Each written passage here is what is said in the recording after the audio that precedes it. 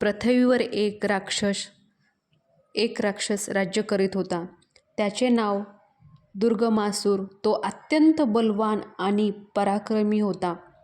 तो दुर्गमासूर देवाचा, मानवांचा, ऋषीमुनींचा फार द्वेष करीत असे. दुर्गमासूराने दृष्टीनीतीचा अवलंब करण्यासाठी ब्रह्मदेवांना प्रसन्न करवण्याचे ठरवले आणि खूप तप करू लागला आणि त्याच्या तपस्याने ब्रह्मदेव प्रसन्न झाले आणि समोर प्रकट होऊन म्हणाले, असुरा, मी प्रसन्न आहे, वर माग. हात जोडून असुर म्हणाला, देवा, संपूर्ण वेदाचे ज्ञान माझ्याकडेच असावे. संपूर्ण मंत्रशक्ती ज्ञानासह माझ्या हातात यावी. देवतांना मी पराभूत करावे. ब्राह्मणांनी राक्षसाची धूर्तता जाणली. ते हसले आणि म्हणाले, तथास्तु. ब्रह्मदेवाचा एकच शब्द तथास्तु, पण या एकाच शब्दाने या संपूर्ण दृष्टीमध्ये भयानक विनाशकारी शक्ती निर्माण केली. देव, मानव, ऋषी यांच्या जीवनालाही आधार देणारे, मनाला चैतन्य देणारे संपूर्ण वेदज्ञान त्याच्यापासून निघाले आणि दुर्गमासूराकडे आले. ओजस्वी मंत्रशक्ती सामर्थ्यासह निघाली आणि असुरामध्ये प्रविष्ट झाली. सृष्टीमधील चैतन्य संपले, सामर्थ्य लोप पावले. देव, मानव, ऋषीमुनी तेजहीन झाले, प्रभाहीन झाले, शक्तिहीन झाले. वरदानामुळे शक्तिसंपन्न बनलेला दुर्गमासूर हाहाकार करीत आला आणि त्याचा सर्वांचा पराभव केला. संपूर्ण जगावर अन्यायाची, असत्याची सत्ता सुरू झाली.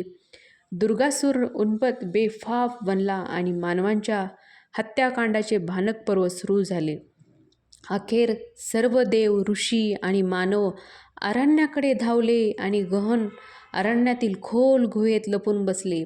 उंच उंच पर्वतांच्या मध्ये दडलेल्या गुहेकडे असुरांचे लक्ष गेले नाही. बाहेरील जगात क्रूर राक्षसी थैमान चालू होते. इकडे गुहेच्या आत जीवनाचे नवे नवे पर्व उदयाला आले. सर्व देव, ऋषी जगन्मातेला शरण गेले. आदिमाता महादेवीची उपासना सुरू झाली. सर्वांच्या समोर भगवती प्रकट झाली.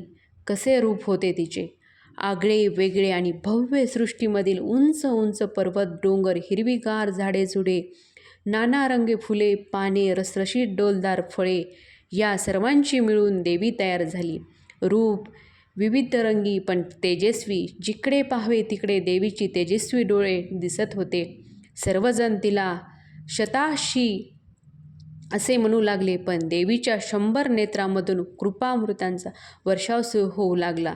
या वर्षावामुळे सर्वजण उत्साहित झाले आणि नवे जीवन मिळाले. देवीने अनेक प्रकारच्या भाज्या, फळफळाव आणि अन्न तयार केले. अनेक रुचकर पदार्थ तयार केले. आईच्या मायाने सर्वांना पोटभर खाऊ घातले, सर्वांना तृप्त केले. या सर्व देवीला सर्वजण शाकंभरी देवी असे म्हणू लागले. यानंतर देवीच्या गुहेच्या बाहेर आले आणि तिने गुहेच्या तोंडावर उभे तळपते चक्र ठेवले. या चक्रामुळे गुहेतील सर्वांचे रक्षण होत होते. देवीने आपले शस्त्र अस्त्रे बाहेर काढली आणि तिने दुर्गासुराला युद्धासाठी आव्हान दिले. दुर्गासूर आपल्या सैन्यासह लढू लागला. देवीच्या समोर कोणाचाही टिकाव लागला नाही. राक्षस नाही आणि सैन्य पूर्णपणे मारले गेले. जगावरील मोठे संकट नाहीसे झाले.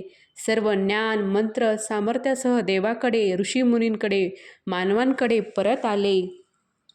देवी त्यांना म्हणाली, हे श्रेष्ठ ज्ञान आहे. हीच माझी वाणी आहे. ही माझी मंत्रशक्ती आहे. ज्ञानाची उपासना करा, मंत्रशक्तीची आराधना करा. हीच माझी खरी उपासना आहे.